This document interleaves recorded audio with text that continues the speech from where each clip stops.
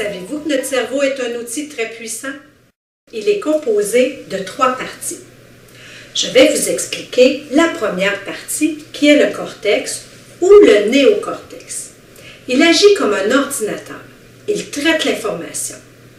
Alors, il nous permet d'apprendre, de lire, de compter, d'utiliser nos 5 sens et d'exploiter nos diverses intelligences. Il est composé de 2 hémisphères, l'hémisphère droit et l'hémisphère gauche, et de 4 lobes. L'hémisphère droit commande le côté gauche du corps, tandis que l'hémisphère gauche commande le côté droit du corps. Alors, par exemple, si je veux lever mon bras droit, comme ceci, eh bien, c'est l'hémisphère gauche qui a donné la commande. Alors maintenant, concernant les 4 lobes, chaque lobe a sa fonction précise. Je vais vous donner quelques exemples. Alors, commençons par le lobe frontal. Lui, il nous permet d'être curieux et de résoudre des problèmes. Ensuite, nous avons le lobe temporel. C'est lui qui nous a permis d'apprendre à parler, à entendre et à traiter ces informations. Vous avez derrière ici le lobe occipital. Alors, lui, il traite ce que l'on voit. Et finalement, le lobe pariétal, lui, il est très bon dans les calculs dans les nombres et c'est un excellent guide pour ne pas se perdre. Finalement, dans le cortex, il y a des milliards de cellules spécialisées qu'on appelle les neurones. Alors, j'ai trouvé un livre intéressant pour vous expliquer sommairement leur fonction. Alors, c'est le livre « Un ordi dans ma tête » de Angèle Delaunoy. Dans ton cerveau, il y a des milliards de cellules spéciales. Ce sont tes neurones. Ces cellules travaillent fort. Elles donnent des ordres à ton corps et reçoivent de ton corps des tas d'informations. Les neurones fonctionnent un peu comme les coureurs d'une course à relais. Par exemple, si un neurone capte une odeur, il va transmettre l'information au neurone voisin et ainsi de suite jusqu'à la partie de ton cerveau qui va l'identifier. Alors, vous avez ici les neurones qui agissent comme une course à relais pour transmettre les informations d'un à l'autre.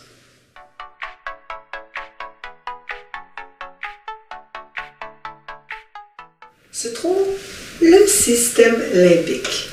C'est le cerveau des émotions. Si on prend ce cerveau ici et on l'ouvre, on retrouve le système limbique. Pour vous expliquer comment il fonctionne, je vais vous lire un récit.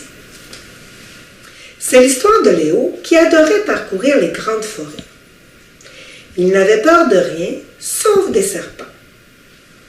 Un jour, il partit en camping dans la forêt émoire. En ramassant du bois pour se préparer un feu, il se mit soudainement à crier, recula de 3 pas et eut très peur. Il avait cru voir un serpent emmêlé dans un tas de bois. Quelle illusion! Ce n'était qu'une branche qui ressemblait à un serpent. Ouf! Léo, soulagé, termina son feu et dégusta quelques délicieuses guimauves. Maintenant, je vais vous expliquer ce qui s'est réellement passé dans le système limbique de Léo. Tout d'abord, vous voyez ici, c'est le cortex. Et le système limbique se trouve à l'intérieur. Juste ici, il y a l'amygdale. C'est l'amygdale qui a déclenché une alarme et Léo s'est mis à crier et à reculer. C'est la peur qui était au rendez-vous. Le cerveau limbique est tellement bien fait qu'il envoie un signal au cortex, qui est ici, afin d'analyser la situation. C'est alors que Léo a réalisé qu'il n'avait aucun danger, car c'était qu'un simple bout de poids. Vous savez, cette histoire finit très bien. Mais toutefois, la branche, si elle avait été un vrai serpent, Le cerveau limbique la prévenait d'un danger et de la peur qui l'habitait. Qu'aurait-il pu faire Léo pour s'occuper de sa difficulté si le serpent avait été réel? Fuir, aller chercher de l'aide,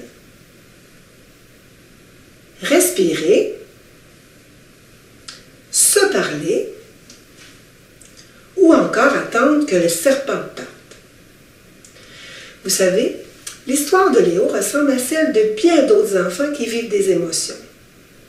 Dans le cas de Léo, c'était la peur.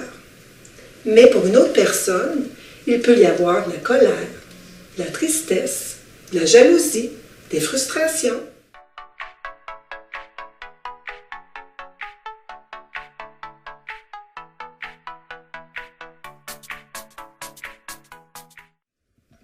Je vais maintenant vous présenter la troisième partie du cerveau, qui est le tronc cérébral ou le cerveau reptilien.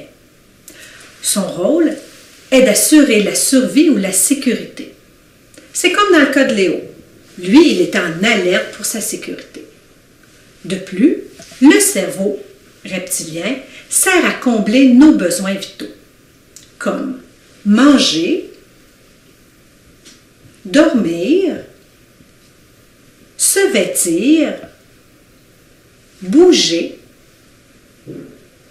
et se sentir aimé.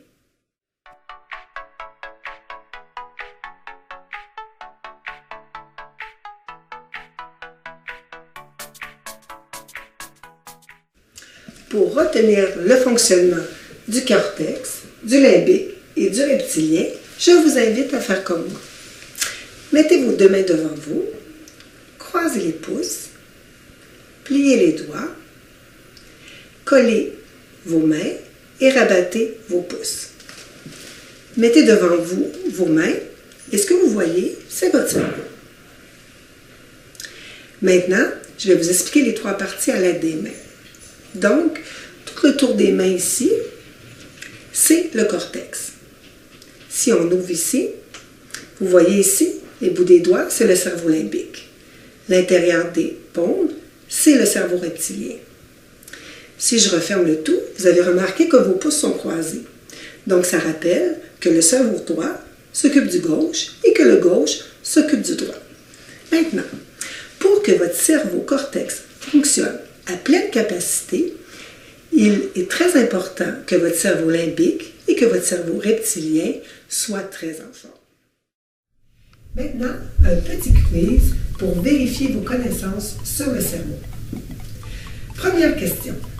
Comment s'appelle le cerveau des émotions?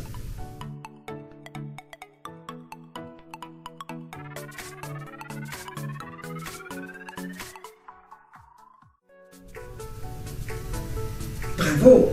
Vous l'avez sûrement trouvé, le cerveau limbique ou le système limbique. Deuxième question. Quel nom donne-t-on à la partie du cerveau qui joue le rôle de l'ordinateur?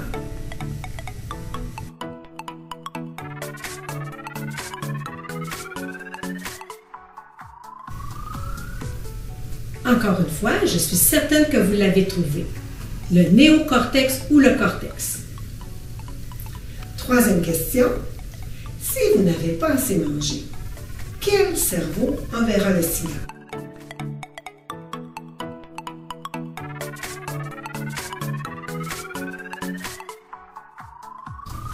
Super! Le tronc cérébral ou le cerveau reptilien. Quatrième question. Lorsque vous ne comprenez pas ce que votre professeur explique, que se passe-t-il dans votre cerveau?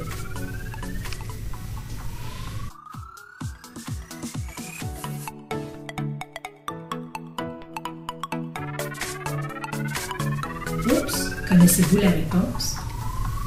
Peut-être. Alors, pour vous aider, faisons cet exercice. Imagine que tu es en classe et que ton professeur t'enseigne une nouvelle notion, soit en maths ou soit en français. Et tu ne comprends pas. Qu'est-ce que tu peux faire? Bien, tu peux questionner ton cerveau. Est-ce que ton cerveau reptilien est en forme? Est-ce que j'ai bien mangé? Est-ce que j'ai suffisamment dormi? Est-ce que j'ai envie de bouger? Est-ce que j'ai trop chaud ou trop froid? Si tu as répondu oui à l'une de ces questions, il est important de prendre des moyens pour t'occuper de ton cerveau reptilien. Si ton cerveau reptilien va bien, maintenant il faut questionner ton cerveau limbique. Alors tu pourrais te demander, est-ce que j'ai peur de ne pas comprendre? Ou est-ce que je pense à un conflit que j'ai eu avec mon ami, maman ou papa? Est-ce que je suis excitée d'aller jouer avec mes amis à la récréation? Est-ce qu'il y a une émotion qui envahit mon cerveau et qui m'empêche de me concentrer? Si ton cerveau limbique ne va pas bien, il est important que tu choisisses un moment pour parler soit à ton professeur, à tes parents, à un ami ou à une personne de confiance pour libérer cette partie du cerveau afin d'avoir accès à ton ordinateur. S'il est impossible pour toi de parler à quelqu'un, alors il faudrait trouver un moment dans la journée pour écrire ou dessiner ce qui se passe dans ton cerveau limbique. Si ton cerveau limbique et reptilien se portent bien et que tu ne comprends toujours pas, questionne ton cortex. Est-ce que je dois revoir ma méthode de travail? Est-ce que j'ai choisi les bonnes stratégies? Est-ce que je dois faire un deuxième effort? Est-ce que je dois demander de l'aide? En résumé, votre cerveau est un ami très puissant. Prenez-en soin pour être heureux à l'école. Soyez donc alerte aux signaux de votre cerveau.